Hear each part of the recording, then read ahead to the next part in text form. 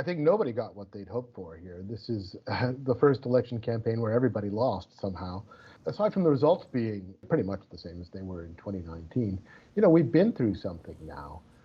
And the process, changes the way we're going to have to deal with politics coming up. So there's going to be a bit of a stalemate period now. And there's going to be some difficulty in terms of moving things forward for the government, not right now, but later on. I hear you when you say that you just want to get back to the things you love, not worry about this pandemic or about an election.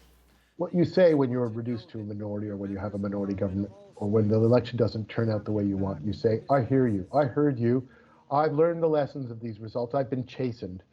But it's pretty unusual that the lesson is I shouldn't have called this election. And so now we have sort of a built-in mistrust of Justin Trudeau's motives, of a limiting factor on what he can do. He can't really threaten to call an election, probably for the rest of this government. And for quite a period of time, he's going to have to figure out how to run his minority government. Now, the good thing for him is that every other party can't really move to an election. We're in a bit of a stalemate. They can't really demand everything they want because they can't threaten to force an election. So for a period of time, Justin Trudeau will govern, but he's weakened by this. Our party needed the courage to change because Canada has changed. Who do you think will be facing the most kind of internal strife within their own party coming out of this? Yeah, I think it's going to be Erin O'Toole. Justin Trudeau has made the Liberal Party his own, and for all the second guessing there will be, and there should be really, because this was a gamble that he didn't win. Erin O'Toole's got another problem. Erin O'Toole's party isn't always thinking about, are we going to win the next election? They're also thinking about, was this the person representing the conservatism I believe in? And Erin O'Toole has a big problem in that he ran his leadership campaign one way. There was people already unhappy with him that he moved the party in a different direction for this election campaign. He was running right up to the last days on this is not your father's conservative party.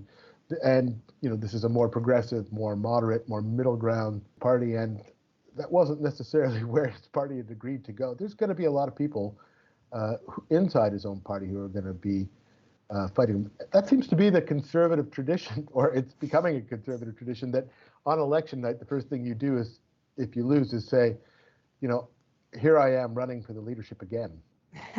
Yes, let's talk about his speech, because he brought up his concession speech. He brought up numerous times the fact that there could be another election in 18 months. We'd heard Mr. Trudeau talk about that in a debate, that the average length of a minority government is 18 months to 2 years. So what do you think Mr. O'Toole was signaling there? Who do you think he was talking to in that speech when he said, there could be another election shortly and I'm the guy to lead you into it? Yeah. So, well, as well as I, that the first thing people were thinking of at 1 o'clock in the morning wasn't, let's go into another election campaign. That was him riling up his own party. That was him, auditioning to keep his own job.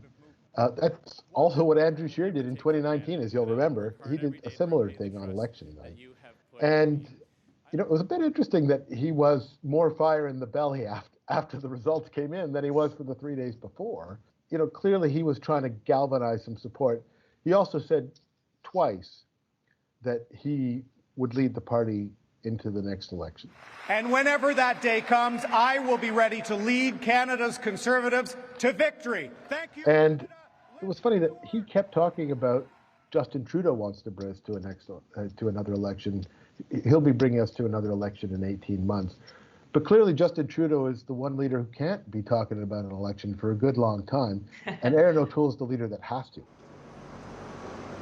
If you had to guess, when do you think the next election would be? Do you think we're going to head to the polls in 2 years or less? About 2 years is probably a pretty good guess. Justin Trudeau wasn't lying when he said minority governments tend to last 18 months or 2 years. And that's because not only can they call elections, they can be defeated. And the longer a government's been in power, a party's been in power, the more harder it is to keep a minority alive in a stable way, right? They just they tend to have more things to be attacked on, and at some point you would have to think that if the other well, you know that if the other parties feel that there's an opportunity for them, they'll take it. There is no greater honor than serving you and serving this country. Do you think that we will see Justin Trudeau lead the Liberal Party into the next election? Yeah, it wouldn't be terribly surprising if the Liberal Party was looking for a new leader in 2 years' time.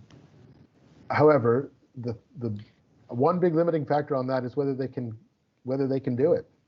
You know, it's pretty hard to switch leaders if you feel like, you know, you might be defeated.